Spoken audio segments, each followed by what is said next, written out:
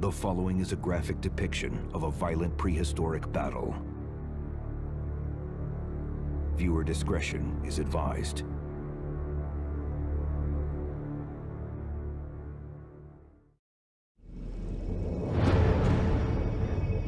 In a cave in rural Wyoming lies a time capsule from the Ice Age.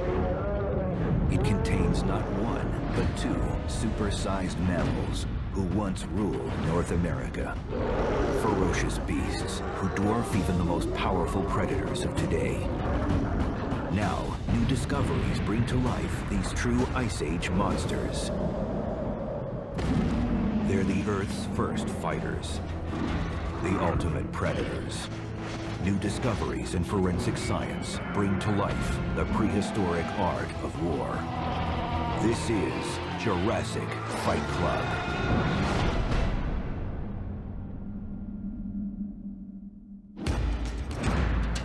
Today, our planet is in the throes of dramatic global change. Rising temperatures are triggering chain reactions that have adverse effects throughout the planet. But does the Earth hold clues to prove this has happened before? And if so, how have past dramatic shifts thrown off the balance of the natural order?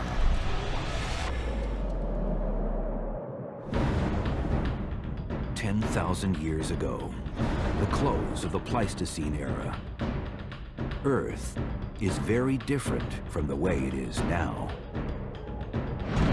Rising temperatures and an ice age that saw great glaciers covering most of the northern hemisphere. Cold-adapted creatures are driven into extinction, allowing new plants and animals to take their place. In North America, glaciers that once covered New York City to a depth of over 2 miles retreat under rising temperatures. These massive sheets of ice gouge deep scars in the landscape, leaving behind a legacy carved in stone. In what will become Wyoming, the dramatic climate changes have a catastrophic impact on life. Giant beasts like the woolly mammoth and giant sloth die off. They're replaced by better adapted creatures that migrate across land bridges from the north. But this migration has repercussions. Massive mammals clash for the first time, and some of these are predators. In 1971, in a remote location in Wyoming, paleontologists discover a massive hole in the ground. The cave opening acts as a trap where unwary creatures fell in and dropped to their death. They named the location Natural Trap Cave.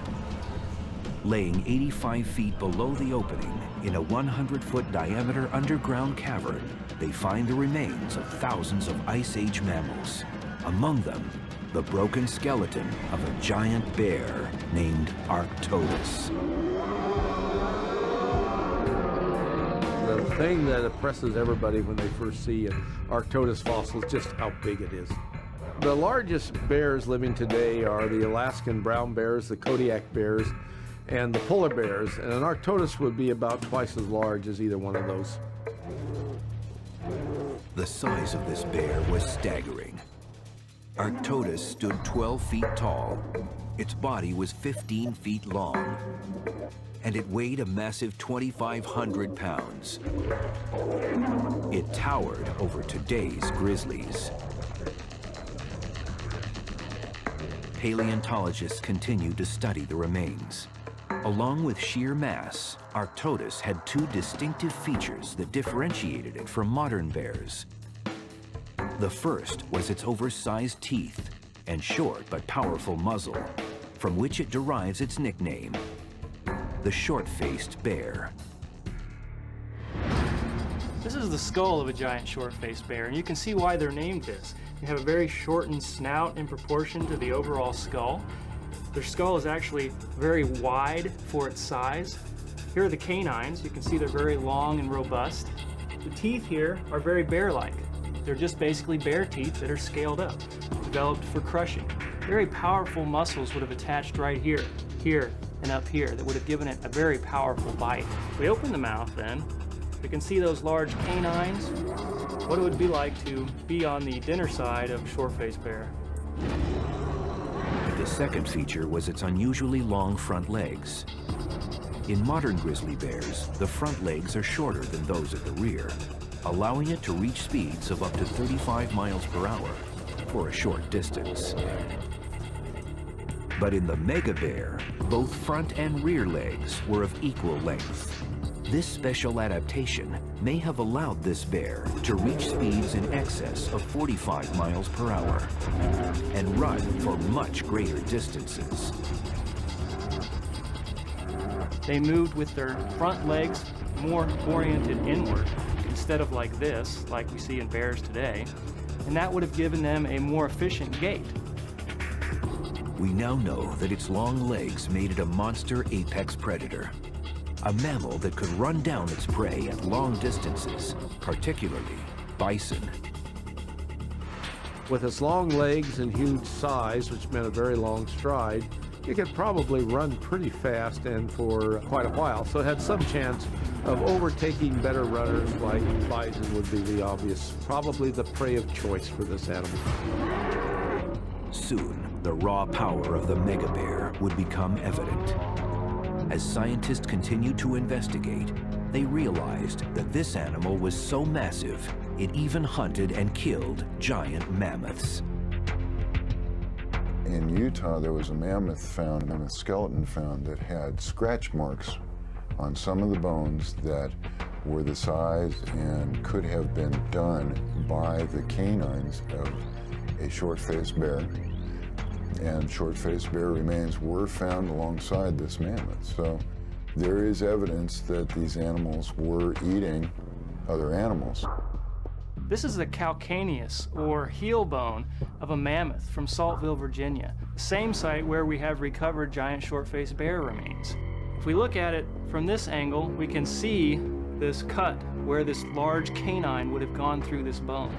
These are very dense bones, not a soft area of the skeleton. And I can't think of anything else besides a giant short-faced bear that could have caused something like this. In fact, the mega bear's hunting territory is stunning. This bear was everywhere. The geographical distribution of giant short-faced bears is across North America, from Alaska all the way down into Mexico and from coast to coast. The only place that they were missing until recently was down in the very southeast. Now, we're finding that they were there. We've got some records from Florida, and we've got some other records from the extreme southeast, so they were all over the place. Even more evidence of the mega bear's range was unearthed in California's La Brea tar pits, one of the richest prehistoric traps in North America. Rancho La Brea is a unique situation where we have oil that has come up through the ground onto the surface and filled small cavities in the surface of the ground and set up a trap where animals would come in, get entrapped in this soil muck with the asphalt, very sticky, would end up dying there, decaying there, and the bones being preserved by the oil itself. Since the discovery of the La Brea death trap, paleontologists have removed and cataloged over 1 million bones, representing over 230 different species of animals. The majority of these bones belong to herbivores, but among them were the bones of the mega bear. The discovery of the short-faced bear skeleton in the La Brea tar pits is pretty important because it's one more piece of evidence to show how far these bears roamed. And wherever they went, they took up the role as top predator. We now know that Arctodus employed 2 lethal weapons. First and foremost were its massive paws, embedded with Grim Reaper-like claws. The most powerful weapon in any bear's arsenal is his front paws. They have very powerful upper body strength. They have huge claws. If they swing those upper paws, they're going to do a lot of damage, anything they hit. Its paws were the size of a catcher's mitt, and its claws were 8 inches long. One swipe could be enough to take the head off a grown man. Looking at the claws of this bear, they're designed for slashing meat. Very deep injuries, too. When he would grab an opponent or potential prey, he could use those claws to inflict some pretty dangerous stuff. You could cut between the ribs of an animal and literally reach some of the internal organs. Their fingernail was longer than a human's finger. These guys are enormous, and they're powerful, and they're designed for grabbing you and ripping you open. This mega bear's second weapon was its bone-crushing teeth. They were even more powerful than that of its modern-day relative, the grizzly bear. Grizzly bears have a bite force of over 1,200 pounds per square inch. But the more powerful jaws of the short-faced bear gives it a bite force of over 2,000 pounds per square inch. It had 4 big canine teeth up front and several smaller meat-slicing teeth in the back. This tooth configuration made this bear one of the most formidable predators on Earth. And once it clamped down with those jaws and teeth, no prey or rival stood much of a chance against it. Oversized teeth, sharp claws, speed, and its gargantuan size led experts to first believe that this was a predator with few adversaries. First of all, I don't think that any sane animal would try to engage with this huge short-faced bear. In fact, it probably was the bully of the plains. So no doubt it would have been very intimidating for other carnivores to come across. If in fact another carnivore would come into the scene, I would hope that that carnivore had friends with it. By studying its skeletal design and comparing it to the grizzly bear, experts now believe the Arctodus would use its sheer size to stun its victim. It goes straight in, and these bears, being extremely large size, are going to have this tremendous impact. Rear up on the hind legs, show how big they are, which really magnifies this size. Spread out those front paws, and open that big mouth, show those big teeth. I think that would scare almost anything away. Even though he's a massive animal, he can still sustain injury.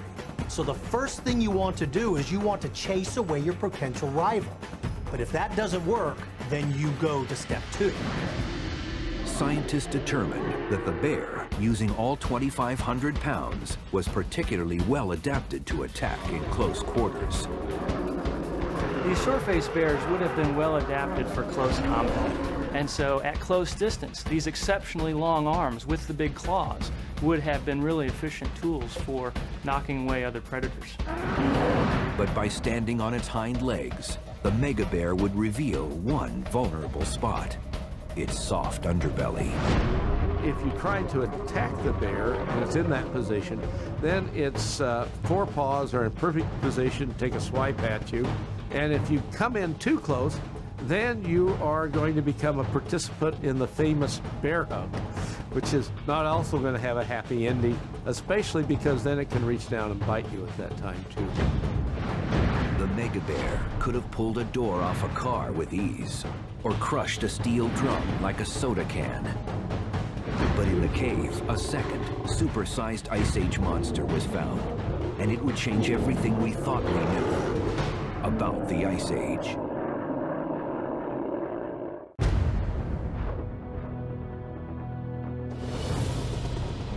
The discovery of Natural Trap Cave in Wyoming reveals more than 40,000 fossils. Among them, the skeleton of a mega bear, called the God Bear by some for its awesome power. But scientists found something else in the cave, something that was just as menacing. A predator of gigantic proportions. The mega lion. They are, in fact, the largest cats that ever lived. They are bigger than any other fossil cat. So what it means is that you're dealing with a lion that probably weighs 700 or 800 pounds. In addition to weighing more than 700 pounds, the mega lion stood 5 feet tall, with a body length of 11.5 feet. With those dimensions, the megalion dwarfed its modern cousins. It was bigger than a prehistoric raptor. The first thing that surprised paleontologists was its razor-sharp claws. The megalion has 5 retractable claws on each foot. They're kept out of harm's way within these protective sheaths. But when he needs to use them, the megalion would swing them into action like switchblade knives and could slice up prey. They could cut through flesh like a hot knife through butter. The second weapon was its powerful teeth and jaws.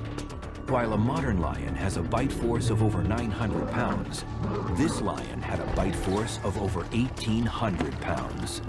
Twice the cat, twice the muscle, twice the bite. As with most modern large cats, their teeth and jaws, very strong musculature in the skull to suffocate or snap the neck of the prey items. Equipped with 20 retractable claws and a mouthful of bone-crushing teeth, they were major predators. But paleontologists discovered something else, a weakness. These are not long-distance runners. They're really better designed for chasing prey over a short distance. Their legs, although relatively long, are not designed for a long-distance chase. They're ambush hunters. This makes hunting for the megalion nearly impossible. Without heavy cover to hide his body, he's unable to get close enough to ambush his prey. His weakness is his size and his inability to run down faster prey. 2 apex predators, both occupying the same space. But why? Is it possible that they lived during different eras? We find both lions and short-faced bears at Rancho La Brea and other sites around the North American continent that indicate that at least at times they shared the same territory. The discovery of both lion and bear in the La Brea tar pits proves without any doubt that these 2 predators lived at the same time in the same place. And as added proof, the bones of both have been carbon dated, and this proves that they lived together. The trap cave was likely located on a migration trail, a place where both beasts would have hunted. It's a site where, for the last 100,000 years, animals have been simply dropping in. And so many of them have dropped in that we've excavated about 5% of the deposit and gotten over 40,000 bones. And amongst the bones, we've gotten complete skeletons of the American lion and the short-faced bear. But knowing that these 2 gigantic animals hunted in the same terrain only deepens the mystery. It's extraordinarily rare for 2 apex predators to hunt in the same territory.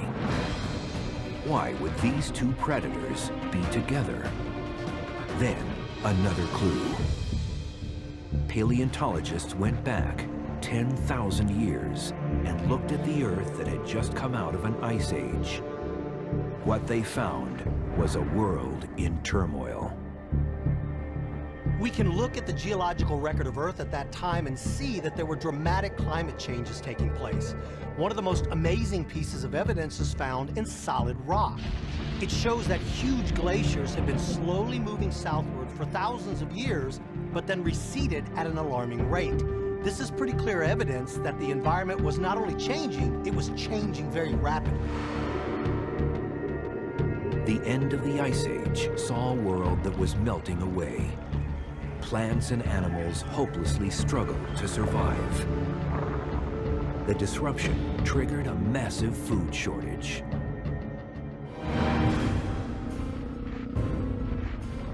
There was more competition for the available resources. This would tend to bring together big carnivores because if you are lacking a lot of resources, there's going to be more stealing of carcasses and more confrontational type things going on between the large lions and bears and carnivores that depend on these big herbivores for their daily food. In order to understand the range of the bear and lion, paleontologists actually gather evidence from a variety of different locations. They look for fossils and they discover that both bear and lion bones are found together as far north as Alaska, as far east as Florida, and really as far south as South America. So by comparing all these areas, they're able to figure out that these two predators were living together at the same time and therefore competing for the same food source. The mega bear had a hunting range of up to 200 square miles. Only a severe food shortage would have pushed him to invade another predator's territory. When two giant predators like the megalion and short-faced bear inhabit the same territory, they would most certainly fight for dominance. Each animal would try to kill the other to remove the competition. Carnivores will often protect their territory and their range just because they don't like each other. And not because they're hungry. It's just that you're in my territory, and you're not welcome here, I'm gonna kill you. However, there was a hitch. When investigators studied the bones of the lion and bear, there were no bite marks. But experts believe that actually supports the theory that they fought to eliminate competition. That's why we don't find bite marks on the bones of either of these animals. When they fought to kill the other guy, not to eat him. Bite marks on bones usually happen after the meat has been removed and the bones are exposed. But if you're not eating the meat, then you're not exposing the bones, and therefore you don't leave bite marks behind. As the ice caps melted, temperatures began to warm.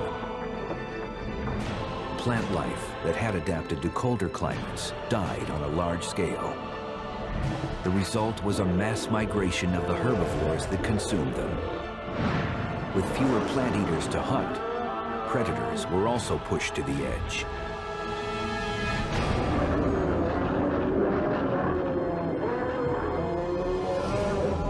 Usually, even the toughest predators will stick to their own territory to avoid risky clashes with other meat eaters. But when the food gets scarce, caution is abandoned.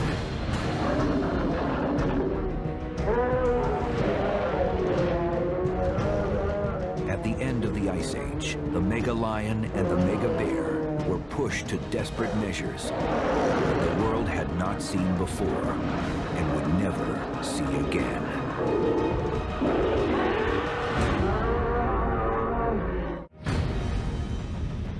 The grizzly bear of today has sharp teeth in front to tear meat and flat teeth in the back to eat vegetation. The mega bear has almost all sharp teeth, attesting to its endless appetite for prey. The mega lion had the same number of teeth as the African lion, but they were over 25% larger. These two apex predators dominated North America like no mammals have ever ruled it before. If we look at the strengths of a short-faced bear for comparison to the lion or comparison to modern bears, they were very different. They were really long-legged, particularly their front legs were long. The sheer size of this bear gives it a huge advantage over the lion when it comes to muscle mass. These are remarkably powerful animals, and their legs, arms, and body are loaded and packed in muscle. The bear was strong enough to have actually lifted a full-grown bison off the ground. Well, I think the first thing that we should realize is that we're looking at the epitome in these two animals. The American lion is arguably the largest and most powerful feline that ever lived. And the short-faced bear is certainly the largest and most powerful bear that we have any evidence for. In fact, the short-faced bear is probably the largest and most powerful mammalian carnivore that we have. And as such, even though this would be one heckish powerful lion, this bear would be so much more powerful that I really think it could skin the lion. The mega lion was smarter than today's house cat. It knew how to use its speed to outmaneuver its prey. With lightning-fast jabs and assaults, it moved with power and purpose.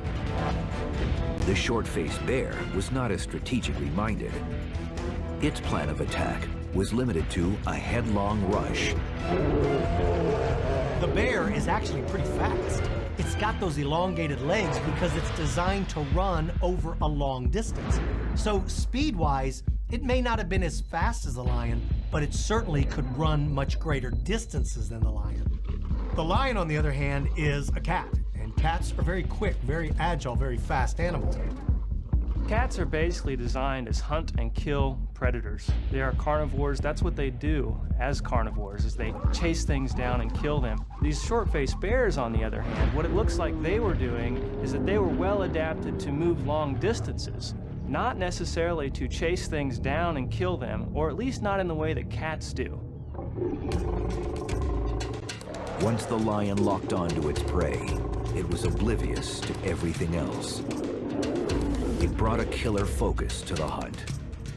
The lion has retractable claws, and so they can protect those while they're just running. They can invoke those claws when they're struggling with animals, and they can pierce the skin with those claws. The short-faced bear do not have the retraction that the lion has. They're basically very long claws, and they could probably rake other animals and cause serious injury that way. When we compare it to the cats of today, the lion is very large, but the lions of the Pleistocene were a little larger.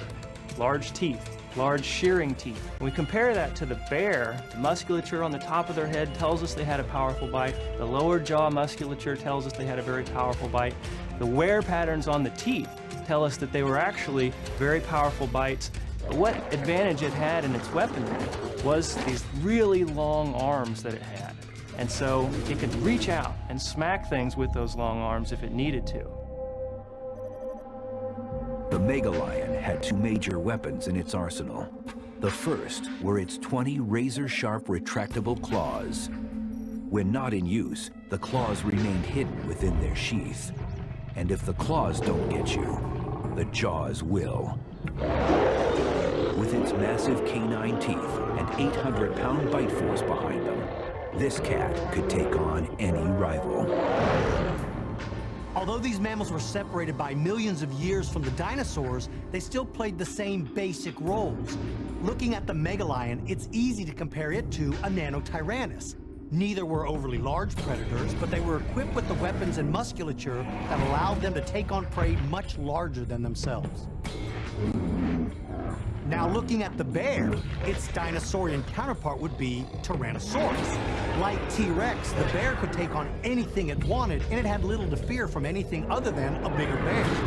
And if it didn't feel like catching its own prey, it could use its tremendous size and massive power to simply take food away from another predator. The mega bear was 12 feet tall and weighed 2,500 pounds.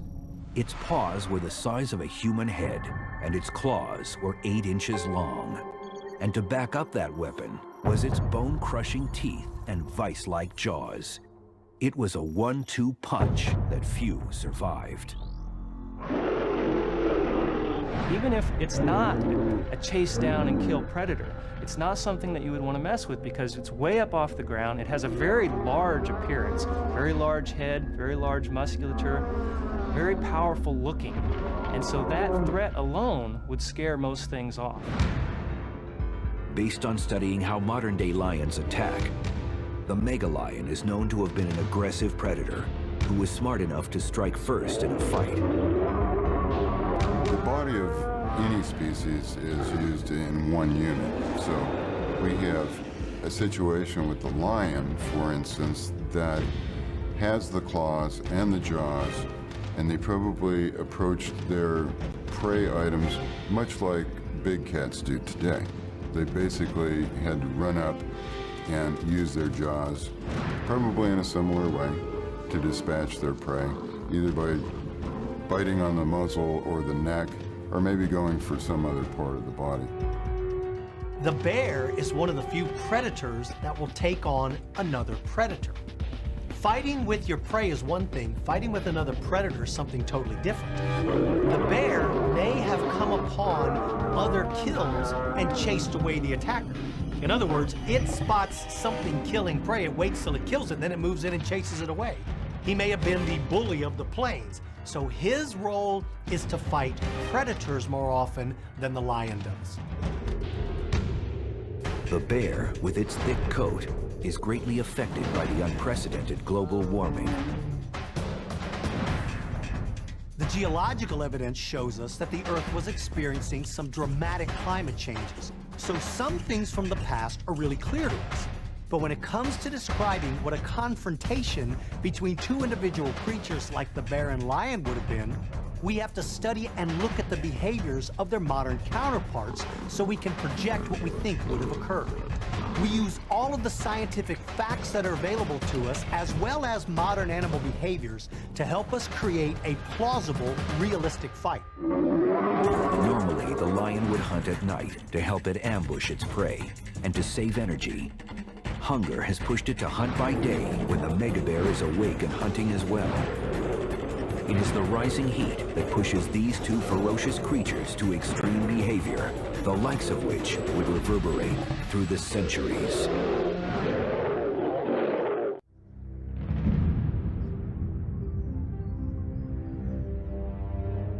Soaring temperatures top 90 degrees on the plains. Extinction is enveloping Earth.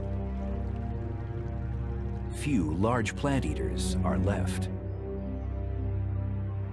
We're coming to the end of the Pleistocene, the end of the Ice Age. The environments are changing and animals are pretty stressed. The lion is having a difficult time finding enough food to keep him alive. He's been very lucky that a bison wandered in close enough for him to attack, and he made a kill. Vital for the lion because the lion's literally at the end of his rope. The lion is primarily an ambush hunter. Its great size would seem to make it hard to hide, but it is perfectly suited for its environment. Its coloring matches the brush. It moves silently on padded feet and is able to remain completely motionless for hours. When it strikes, it is lightning quick.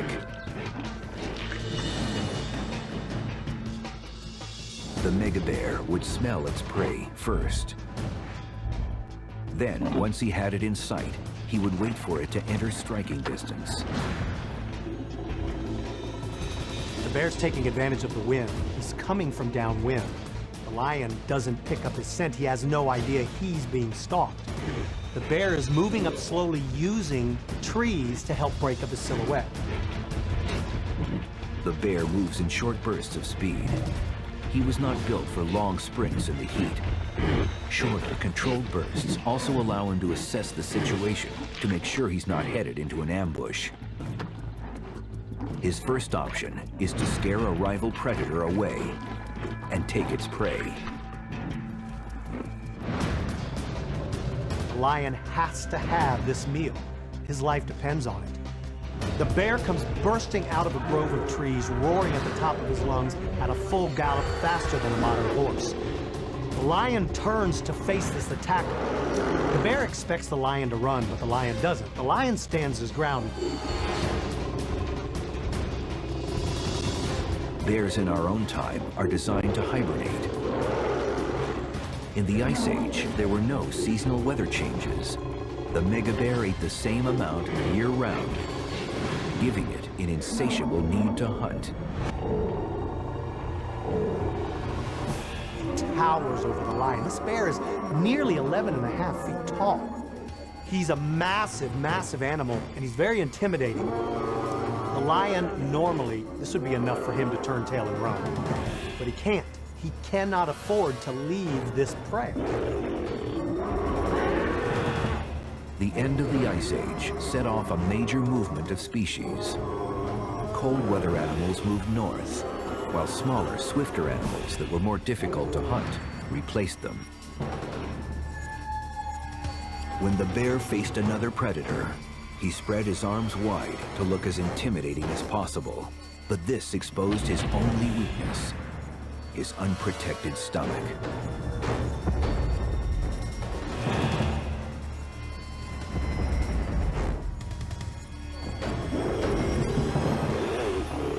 lion was unable to take advantage of that soft underbelly, and all he can do is clamp those huge jaws on the back of the bear.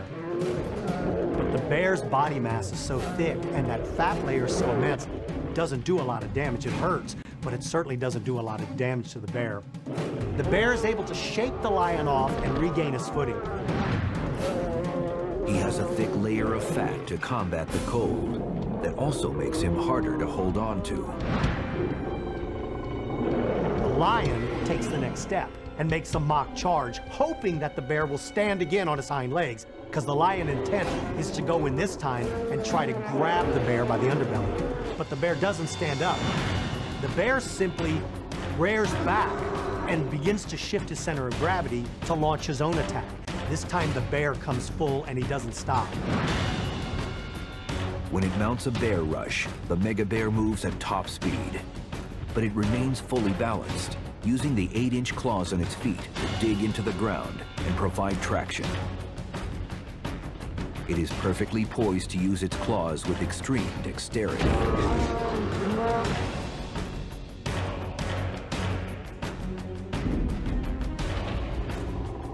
He can swing those paws like a professional baseball player can swing a bat. And when he hits you, he's going to hit you with an incredible amount of force. It's not just the claws, it's the sheer force of the swing that's going to cause the damage.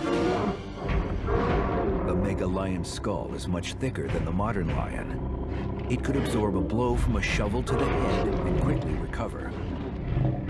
Its strategy when facing a fellow predator was to circle until it could find where it was vulnerable. Once it identified its target, it would lunge and fake to maneuver its opponent into exposing its weak spot. The lion comes forward with a couple of mock charges, and the bear has the tendency to want to stand on those hind legs, and that's what the lion wants. But the bear doesn't stand up all the way, and that makes the lion's attack useless. The bear continues to do his mock charges in hopes that if that lion will just turn to run, the bear will be able to bypass those weapons, those teeth, and those claws. With the temperature rising, the mega lion would ultimately be replaced by the much smaller cougar and leopard. It simply took too much energy for the mega lion to feed itself in the greater heat. He's running out of energy and knows that it's now or never. He lunges forward, arms out in front of him, and attacks the face of the bear. This move brings the mega lion directly into the range of those powerful teeth and jaws, and the short-faced bear uses them to his full advantage. The mega bear will actually use wrestling moves in a fight, including trying to pin an opponent. This will render it harmless with the lowest risk of injury. He grabs the mega lion by the midsection, crunches down, cracking and breaking ribs, and then rips back. The mega lion roars in pain and then slumps to the ground.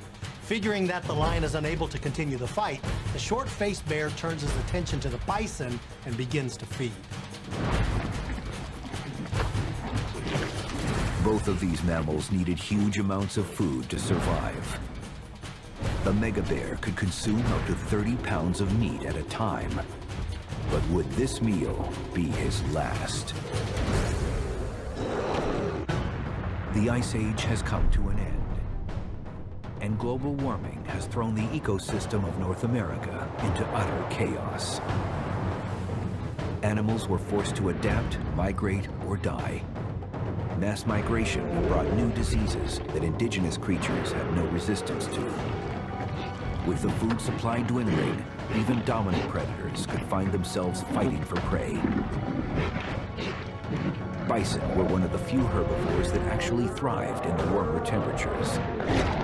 The grasslands expanded in the heat, offering them a larger food supply.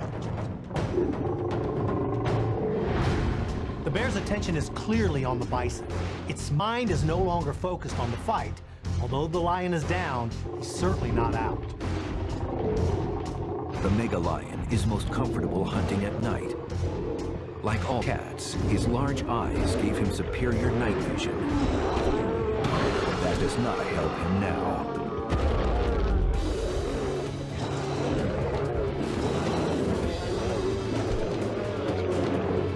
The only hope the lion has is to crush the windpipe of the bear. If If it can bite with enough force to penetrate that thick hide of the bear, he'll succeed in winning the day. The lion's long tail gives him added agility. Before the lion can reach the bear's throat, the bear is able to hold off the attacker with its arms. The lion tries in vain to grab the throat, but the bear is just too powerful. The Ice Age favored power over speed. Larger animals were better insulated.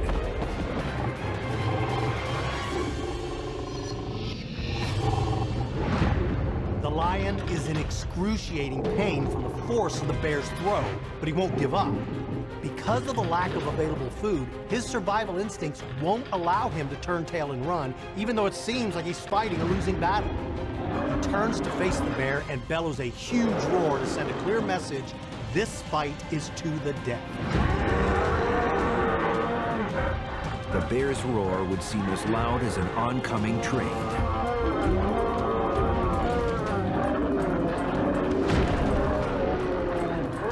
The lion scores a direct hit to the face of the bear. Temporarily blinded and disoriented, the bear loses its footing and crashes to the ground. This gives the lion the opening that it's been waiting for. The lion's senses are keen, even its whiskers, which could pick up vibrations. It can sense animals as small as a mouse in pitch darkness. The lion is desperate, and the only way it can win is to get to the throat. With the last remaining strength, he lunges towards the bear. The force of the impact knocks the bear backwards, and the lion grabs the throat. The lion needed almost 40 pounds of meat a day to survive. Without it, the mega lion would quickly weaken. The bear is able to regain his footing and towers over its rider. It throws the 750-pound mega lion with little effort. Unfortunately for the lion, the bear happens to throw it in the direction of the cave. The cave is over 85 feet deep. A deadly drop. It's a sheer drop to the bottom that nothing can survive. The herbivore bones that were found in the cave show no signs of predation, so this tells us that nothing that went into that cave lived to eat the bodies of the other victims. Although the cave meant certain death to animals, it would also yield groundbreaking benefits to paleontologists.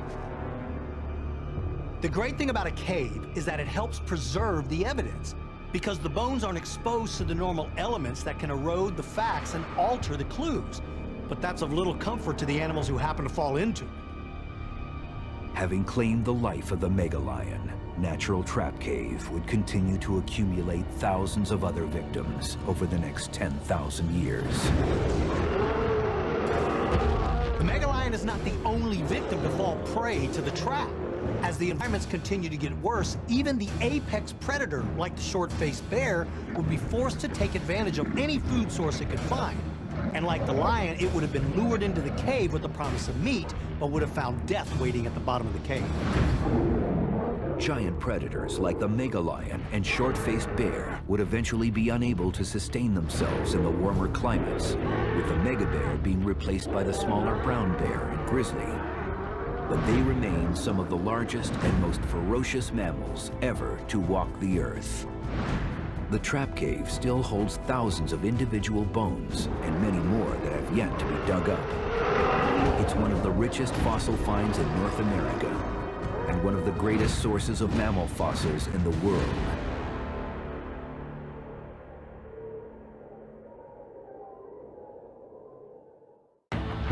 Next week on Jurassic Fight Club. It is one of the worst scenes of mass slaughter in the prehistoric world. An apex predator, a panic stampede, and a natural disaster all collided in the perfect storm. For the first time, witness how it all unfolded, blow by blow, with Mother Nature as the final killer.